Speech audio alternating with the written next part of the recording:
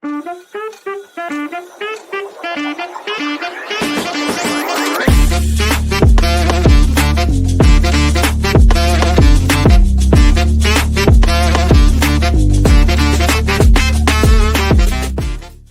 squirrels, welcome back to another episode of AVY-HD, the place where the weirder you are, the better. And we don't view being weird as a bad thing. We think that those are the best parts of who you are. We are in season 2, Life Unfiltered, and today we are talking about a messy and super relatable topic: money and money missteps and ADHD and mismanaging your money. From impulse buying to debt spirals, a lot of us have been there. And if you've ever been in some sort of financial turmoil and you felt the shame that comes along with that, you are not alone. And this episode is definitely for you. Because like I said, a lot of us, I would guess all of us have been there. This is the part where I'm supposed to share a personal story about a financial misstep. And I'm actually going to pick one that like haunted me for so long, because it's not just a financial misstep. It was this like mix of all kinds of ADHD nonsense that just all accumulated into one big embarrassing blah. So when I was just married, I was very young. I was 20 years old. We bought our first bedroom set, and I already had a mattress, but it was a smaller mattress and we wanted a larger bed. So I already knew what size bed frame we wanted. Fine, no problem. And I found a really good deal. And the saga of the bed is like a traumatic story that I will share another time. But we really wanted a dresser, an armoire, like a wardrobe. And in Israel, where we were living at the time, there are no closets. Like there isn't any built-in closets like there are in the United States of America. You need to get like a freestanding wardrobe to put your clothing and stuff in.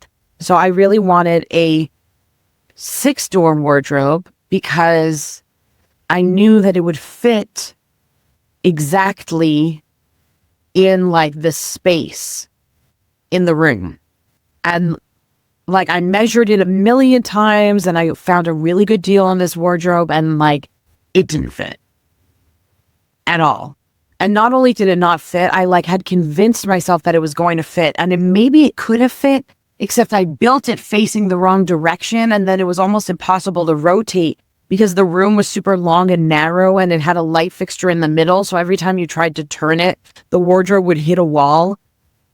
And every day when I walked into my room, I would see that stupid wardrobe. And like, it was supposed to be a happy purchase. It was supposed to be like this perfect thing that was going to fit all of our stuff. And it was supposed to be so organized and everything was supposed to have its perfect place. And instead, every time I walked into my room, it was just another reminder of like how I can't do anything. And not only that, we really didn't have money at the time. And it was an expensive purchase. And we had purchased something that was like solid wood, custom built. Oh my God, as I'm telling this story, more and more details are coming back. We like went to a store and picked it out and like chose the wood and like decided what we could afford. And we really picked out the best thing we could afford. And then it was wrong. And it was just so sad. And that's just one example of wasted money. Just like, I don't know, not because of my ADHD, but probably because of my ADHD. We're just bad at it. I don't know, man. There's just, if you've like, we've all looked at our bank statements and wondered, where the hell did the money go? Like, what have I been doing? Where have I been? It's like almost like you're not present when you're spending this money. And there are specific things that are related to your ADHD that make this particularly difficult. And it's not just buying expensive things that didn't quite fit right. It's also forgetting to cancel that subscription and then it runs for like 2 years. I literally to this day have a YouTube Premium subscription, and I cannot figure out what account it goes to. I don't have YouTube Premium. It gets charged every single month, but it's not connected to any of my emails, and I literally can't figure out where it comes from. And I get charged $13.99 every single month for something that I don't use. So actually, team, you're probably listening to this.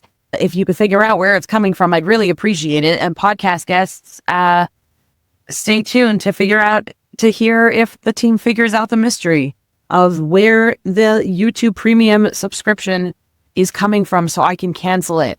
Because I have tried so many times. But what happens when you start to do a thing? You start to do a thing, and then you get distracted by another thing, and then that thing leads to another thing. And then by the time you're done with that thing, you either don't remember the first thing at all, or you're so exhausted that like, I'm not going to go and do the thing.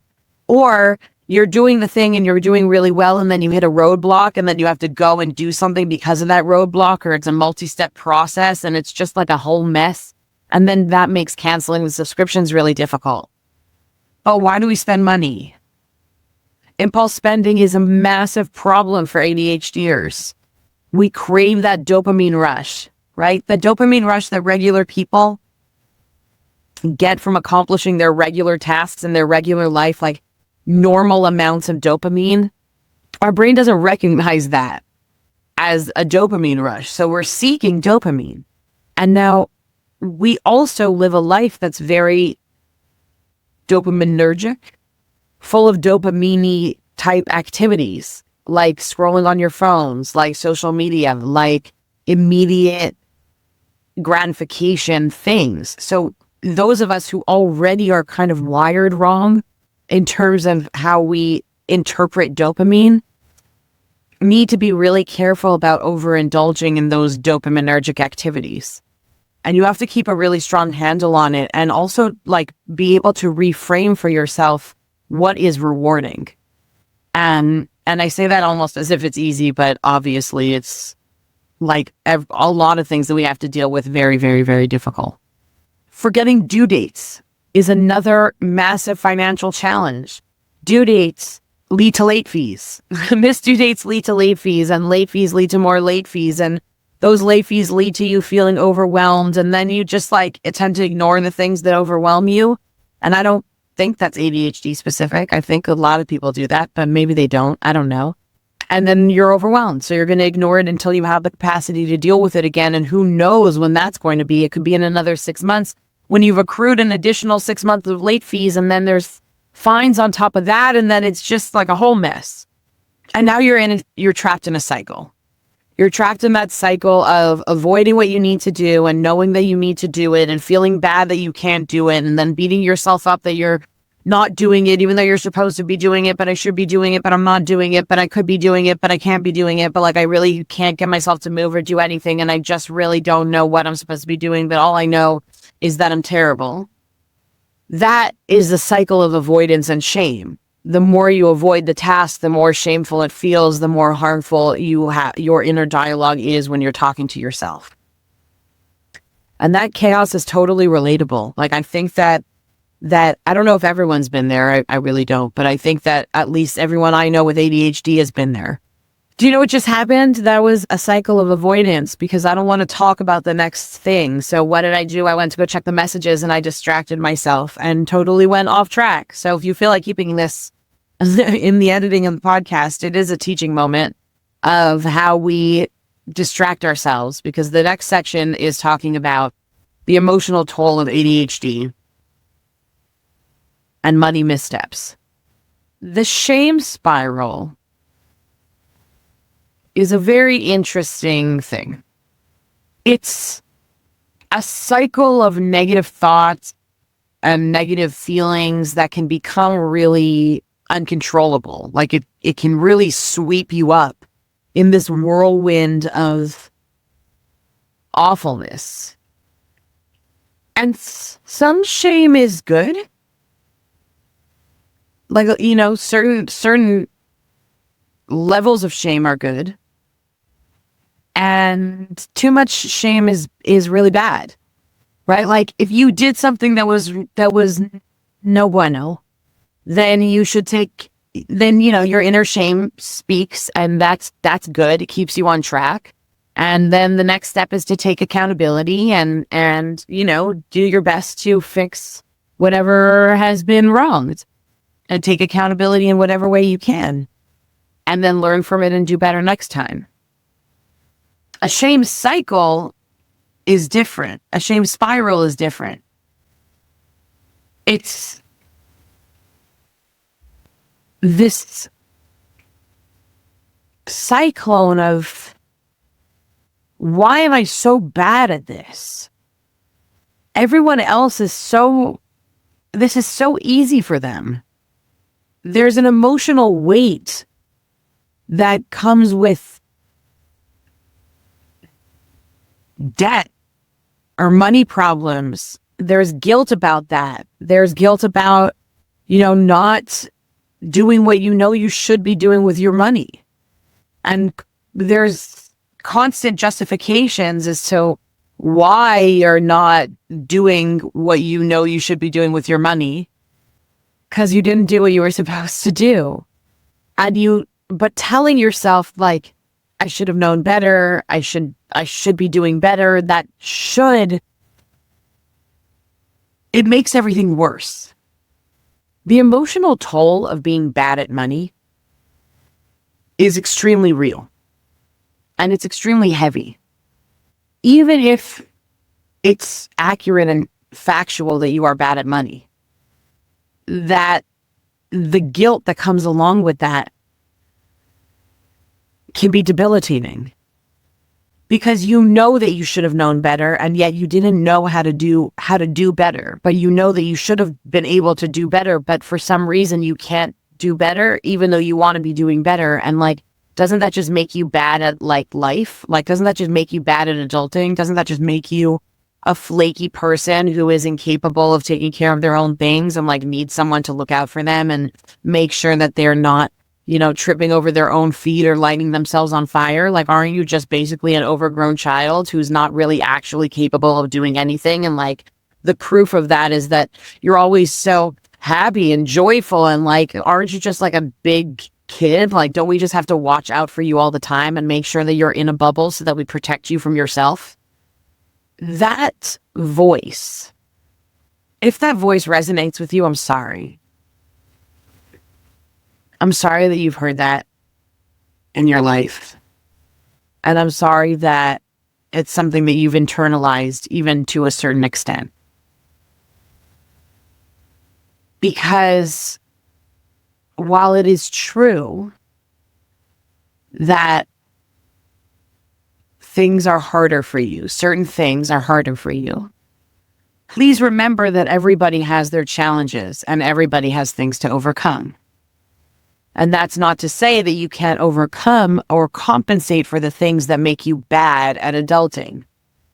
And much more importantly, all of the things about you that other people perceive as flaky or all over the place, they're wrong.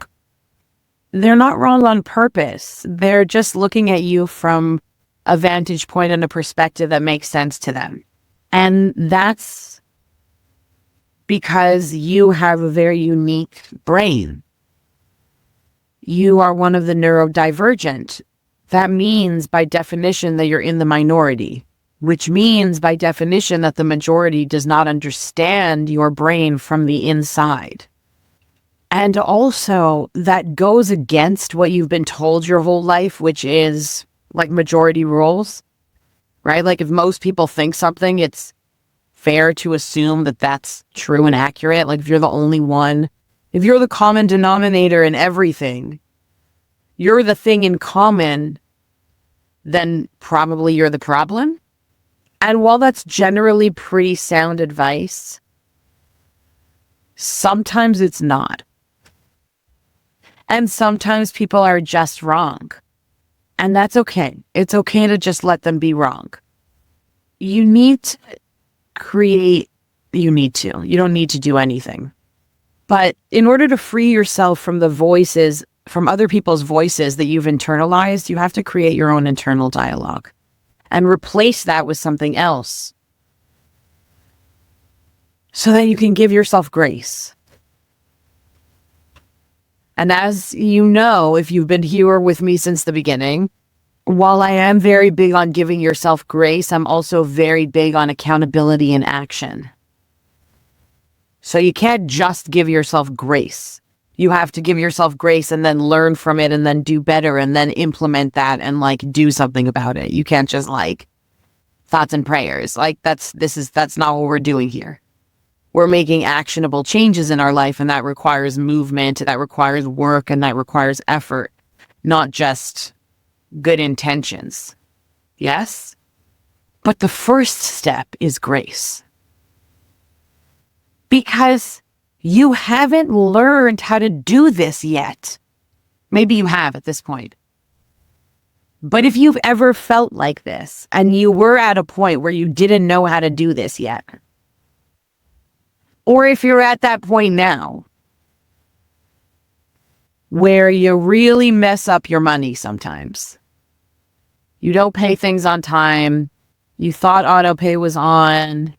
You intended to do something and got distracted. You didn't pay attention to how long, you didn't read the parking sign correctly and got another parking ticket. You read the court date wrong and they doubled your fine. And a million other things that come from being generally distracted. They're not the end of the world at all. There are ways to compensate for this, but please know that you haven't learned how yet. You can. You have that opportunity, and it's not even particularly difficult or expensive. The first step is always grace. Just be a little gentle with yourself. Not so gentle with yourself, not like crazy permissive, but be understanding of when you fall down. One of the only things that is certain in this life is that you are going to fuck up. Is this a family-friendly podcast? I don't know. Today it's not. You're going to fuck up. And that's guaranteed. You're going to make mistakes. And you are going to hurt people's feelings, and you're going to do things that you didn't intend. And you're going to miss the mark, and you're going to say and do embarrassing things, and you're going to make people mad, and you're going to disappoint yourself, and it's going to happen. What you do about it is what makes you who you are. We don't use our diagnosed disability as a crutch, because there are a lot of advantages to ADHD. And like any disability, it needs to be compensated for to a certain extent. But just know that you're not alone. Let's talk about changing that relationship with money and changing that interaction with money. The first step is reframing. Money mistakes are data, not moral failings. What I mean by that is, if you made a mistake, or you missed a deadline, or you had to pay a fee, so you missed a deadline, so you had to pay a fee. It's annoying. In a lot of cases, when you don't have the funds, it can be extremely harmful. But you're not a trash person. It's not a moral failing. You made a mistake. If you don't correct it and put a system in place, then you have a weakness. And you need to find a way to compensate for that weakness. And either turn it into a strength, or delegate it, ask for help in some way. But it's not a moral failing to be bad, to be not naturally good with money. Having said that, you should always appreciate the value of the dollar. That's something that I was definitely taught, and that's something that my grandparents really instilled in me. My grandmother would say, "One who throws out a penny isn't worth a penny." And that really stuck with me because they built themselves up from nothing. So, I mean, I will always shop the sale. I will always look for the bargain. That's really important to me. And I just think that there are really important things to do with your money if you have it rather than waste it. Other people have, like, if you have a lot and you have enough, it's your money. You can choose what to do with it. Like, your time is valuable as well. You can trade time for money at that point.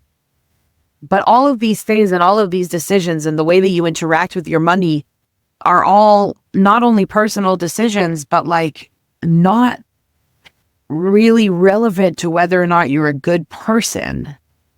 And just remember that your ADHD brain, even though you've been conditioned to shame yourself, shame doesn't actually work on you. That's why you're not different. That's why you haven't ever changed when the people around you are trying to shame you. Because it doesn't work. So your brain thrives on solutions, finding and implementing the solution.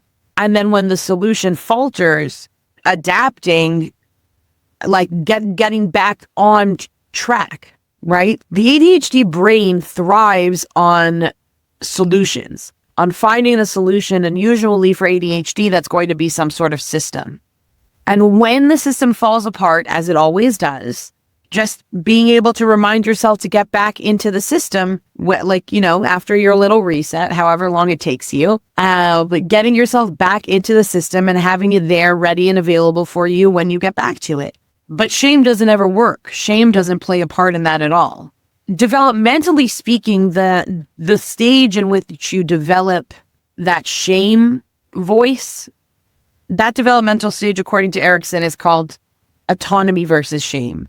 And it happens during like the potty training years when you're learning how to do things for yourself in a very kind of delicate situation, because potty talk is sometimes icky, yuck, yuck. So the way that you were interacted with as a child during that time will impact how you interpret and feel shame versus autonomy, and like how much you stand on your own 2 feet and you're proud of the way you are on your own 2 feet and you feel secure in that, versus how much you feel like shame about yourself and your decisions and so on and so forth. That's not the only thing that goes into it, but that's just a little interesting psychology 101. So what do we do about it? Because I'm not just going to leave you with like, I understand you and also everything's horrible. Like, what do we do about this? There are a lot of things that we can do, which is a really, really good news. The first thing to do is to break everything down into ADHD-friendly chunks. So you have to break the tasks down. Now, you should have some sort of system, which we'll get to in a second, to be able to have those tasks interacting with each other. But there might be a lot of things to do. You don't have to do everything all at once all the time. It's not all the bills. It's one bill at a time. It's one thing right now, not everything all at once in a way that's completely and totally debilitatingly overwhelming. There are lots of tools. There are lots of apps and automations that can help you stay on track. Rocket Money is a really, really good one. Not sponsored. Hey, Rocket Money, hit me up. Helps you keep track of all of your finances and all of your bills in one place. There are several apps that can do that and can help you, assist you with your budgeting, along with free templates on Excel or Google Sheets or Notion or one of those other free platforms. An accountability buddy is awesome. Somebody who has similar goals to you. You can keep each other on track. That's always a good way to go about it. But, really, like, you guys have to be able to be tough on each other. It can't be too permissive because, as we know, we have a tendency to avoid. And then we get back into our cycle of avoidance and shame and that spiral, and we want to stay away from that as much as possible. And when you make progress, celebrate yourself. So that doesn't, depending on what your financial goals are, that doesn't necessarily have to be a monetary celebration, right? Like if you are in severe debt and you're trying to get yourself out of debt, there are a lot of, I'm not the person to give you advice on that, but don't forget to reward yourself. Don't forget to treat yourself, whether that's with time or, just something small.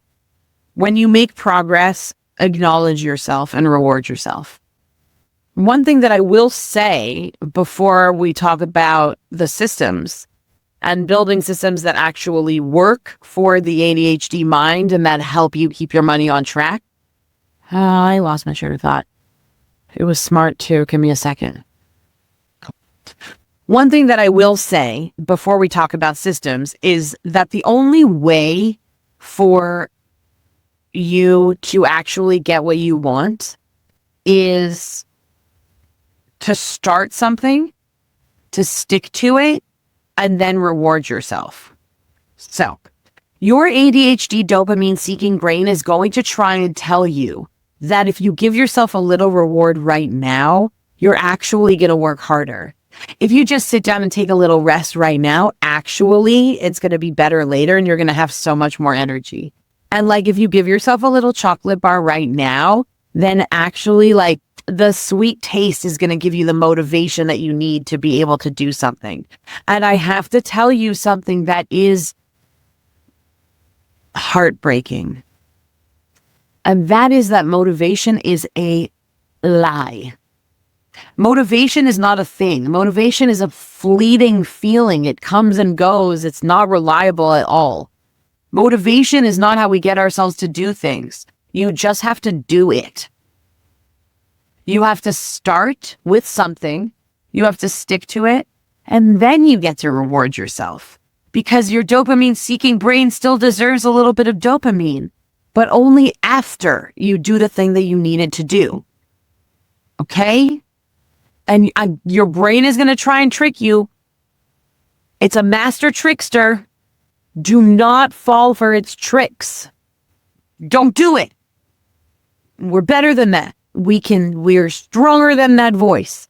And also, like, there's so much to say about systems that this is going to be like the tip of the iceberg as it is. But if you want to know more about anything that we talk about, you can always follow us at AVY-HD on everything. And definitely subscribe to our podcast, which is available wherever podcasts are available. You can also find us on Facebook in our private Facebook group, Trust Yourself, Trust the Process, where we just talk about all of the things and all of the stuff. And if you want to know more about systems specifically, you might want to follow Alisto, which is our sister company. They talk a lot about productivity in the workplace as well. So you can find them on Facebook, Instagram, TikTok, all the socials at Alisto VA or Alisto Executive Support. That's ALISTO. So let us dive straight into systems, which is my special interest. I love a good system. The first things first is lean into what works. So try and notice the patterns that exist in your life. Certain things are going to kind of naturally end up in certain places. You're going to develop kind of certain things that tend to work for you, right? Like if the piles on your floor pile up to X amount, that's going to be the point at which you kind of naturally decide that you want to clean up, right? Or there's some sort of trigger, there's some sort of something. It's different for everybody. And none of this is professional advice. It's just kind of from my own experience and based on what has worked for me. Take a minute to be interested in yourself and see what has worked for you and what does work for you and what you're comfortable with and start there. Because you don't have to start from scratch. It's actually much more efficient to start with something, with a baseline that you know you're comfortable with, right? So why do a lot of apps and things and programs and systems not work? Because they don't take into account your fluctuating mood. And the difficulty in ADHD of finding motivation. And like the fact that you need to grab that motivation when it comes, you need to seize the wave and ride it, because like you might have a more difficult time with lower output another day. And when it comes to your ADHD friendly systems, don't forget that they don't have to work for anyone else but you. They're your systems. It is your life. No one else has to understand it. They don't have to like it. It doesn't have to make sense to them. It belongs to you. So do what works for you. The first thing that we want to do is we want to automate whenever possible. Pay on bills, reminder apps, plugging things into your calendar to let you know of, and to inform you of impending deadlines, but like several different reminders, right? So when you have to, like, breaking down the tasks and inputting it into your calendar in advance will allow you to tackle the tasks in an organized fashion when the time comes. That's like obviously a more complex system, but if it works for you, great. There are other, again, apps and things that will collate that data for you. And then setting everything to autopay will always ensure that you don't forget anything or miss a payment date, incurring fees or interest and things like that. Wherever possible, you want to make sure that your system has some sort of visual impact, because your ADHD brain is a very visual brain. So sticky notes, trackers, visual apps, things that are color coded, things that use geometric shapes, or like something easy to ignore. This next one is probably the most powerful, and that's going to be setting hard and fast spending rules. So controlling your spending by rules work really well for the ADHD brain, because it tells us where the boundary is and where is too far, right? So having hard and fast rules, like if I want to spend over X amount of money, I have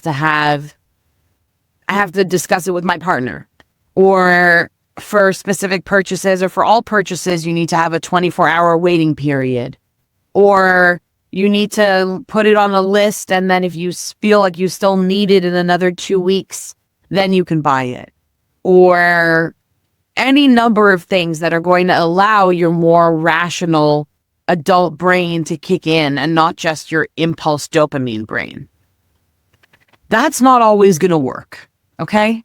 So don't forget to forgive yourself, like we said, when you slip up, because it's going to happen. Forgive yourself and get back into the system. Re-implement the rules. It's okay. Messing up one time does not mean that everything is out the window. That's stupid.